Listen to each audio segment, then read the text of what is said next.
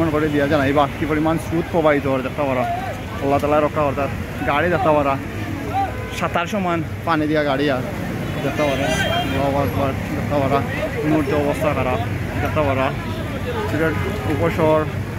পয়েন্টর ঠিক মেইন সড়কের প্রধান সড়কের উপরে দেখতে পারা কি পরিমাণ পানি দেখতে পারা। অবস্থা খুবই খারাপ নাজেহাল অবস্থা দেখতে পারা কি পরিমাণ গাড়ি আটকা পড়ছে পানির মাঝে এবং কি পরিমাণ স্রোত যার আপনারা দেখতে পারা বন্যা বইয়া যার স্রোতে অবস্থা খুবই খারাপ এবং দেখতে পারা গাড়ি দেখতে পারা একটা গাড়ি কি পরিমাণ পানির উপরে যার আপনারা দেখতে পারা একটা গাড়ি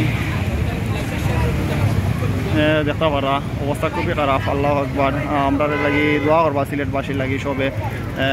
আল্লাহ তালা সিলেটবাসীর রক্ষা করেন যত সময় করা তত কিন্তু পানি বিদ্যার সারা রোড আপনার পানি অবস্থা খারাপ কি পরিমাণ পানি দেখতে পারা অবস্থা খুবই খারাপ এবং নাজেহাল একটা অবস্থা। আমরা শেষ হয়ে থেকে দেখা একটু কমেন্ট করবা এবং লাইভ শেয়ার করে দিবা দিয়া অন্যরা দেখার সুযোগ করে দিবা দেখতে পারা সাধারণ মানুষের কি পরিমাণ ভোগান্তি। একটা গাড়ি আপনারা যদি দেখাই ওকে একটা মোটরসাইকেল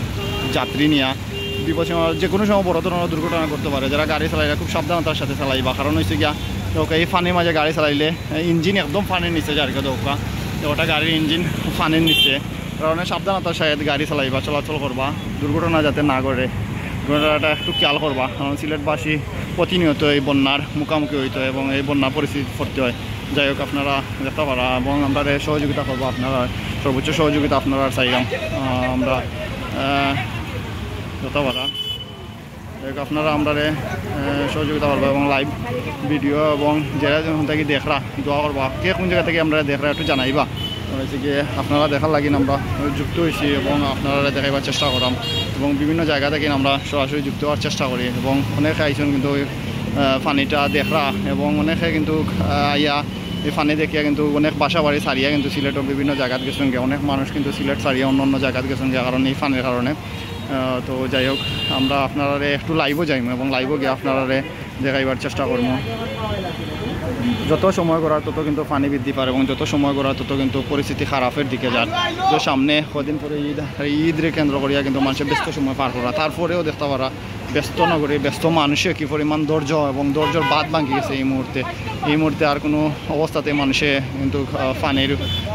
উপর দিয়া কিন্তু অনেক যুদ্ধ করছেন। এখন কিন্তু অনেকে বাসা বাড়ি ছাড়তে বাধ্য হয়েছেন বিভিন্ন নিরাপদ আশ্রয়ে গেছেন অনেকে কিন্তু বিভিন্ন জায়গায় গিয়ে অবস্থান করা এই মুহূর্তে আমরা দেখতে পারাম এবং আপনারা আমরা দেখাইবার চেষ্টা করবো এবং আমরা লাগি দোয়া করবা সিলেটবাসীর লাগি যে এটাকে দেখরা। যাই হোক আমরা একটু লাইভও যুক্ত হই এবং আপনারা দেখাইবার চেষ্টা করি ভিডিওটা শেয়ার করুক।